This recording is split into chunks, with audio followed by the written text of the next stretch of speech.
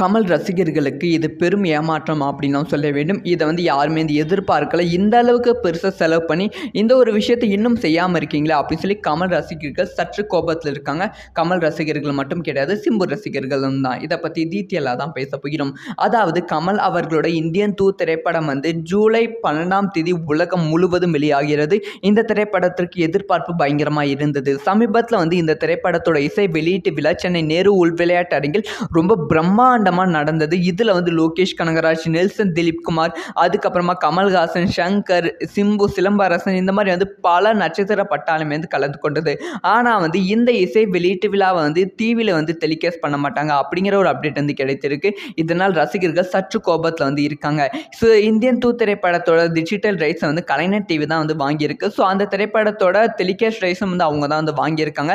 அதனால இந்த திரைப்படத்தை கலைஞர் டிவியில் தான் டெலிகாஸ்ட் பண்ணுவாங்க. இந்த திரைப்படத்தோட ஆடியோ லான்ச்சும் கலைஞர் டிவியில் தான் வரும். ஆனால் ஆடியோ லான்ச் கலைஞர் டிவியில் போடுவாங்களா மாட்டாங்களா அப்படிங்கிற கேள்வி எழுந்திருக்கு. இன்னும் ஒரு 20 to 22 டேஸ் தான் இருக்குது படம் ரிலீஸ் ஆக.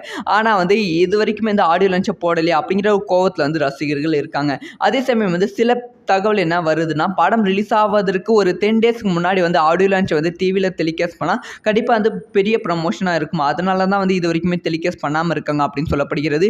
ஸோ ஆனாலுமே ரசிகர்கள் சற்று கோபத்தில் இருக்காங்க. ஏன்னா ஆடியோ லான்ச் நடந்து 1 வாரம் 2 வாரம் மேலே ஆகுது. இன்னும் அதுக்கான ப்ரொமோ கூட ரிலீஸ் பண்ணலையே. இதை பற்றி உங்களோட ஒப்பீனியன் என்ன?